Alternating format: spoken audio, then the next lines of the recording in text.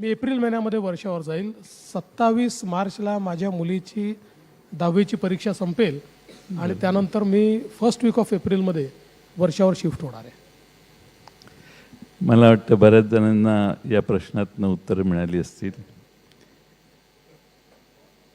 आपल्या मंत्रिमंडळातले एक सदस्य काल म्हटले की मी मुख्यमंत्र्यांचा फार लाडका मंत्री आहे. कालच कोणीतरी म्हटलं तर आपल्या 3 लाडक्या मंत्र्यांची नावं सांगा, 2 उपमुख्यमंत्री सोडून. मी आता लाडका मंत्री योजना घोषित केलेली आहे.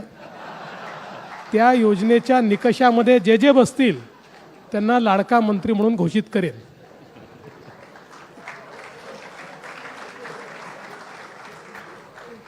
स्पर्धा लागेल बहुतेक या पदासाठी. आपण पहिल्यांदा 2014 साली मुख्यमंत्री झाला त्यावेळी सुरुवातीचे वर्षभर तुम्ही अशी खाजगी चर्चा करायचा की अधिकारी माझं ऐकत नाहीत. 14 साली आता असं म्हणतात की अधिकारी तुमचं सोडून कुणाचंच ऐकत नाहीत. हे खरं आहे का?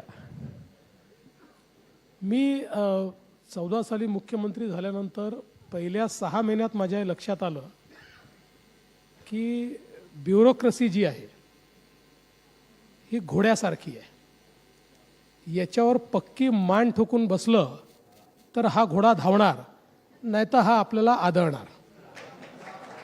आणि त्यामुळे मी शिकून घेतलं की पक्की मान ठोकून बसायचं आणि त्याला धावायला लावायचं.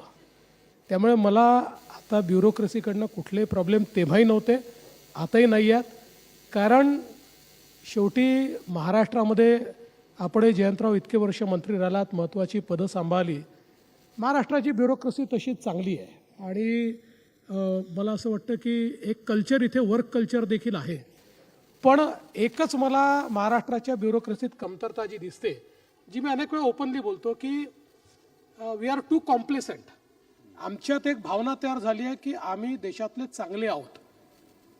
पण आता तेवढ्या भावनेने आपल्याला चालता येणार नाही, कारण देशामध्ये अनेक राज्यांनी प्रगती सुरू केली आहे, अनेक राज्यांमध्ये प्रोफेशनलिझम आलेला आहे.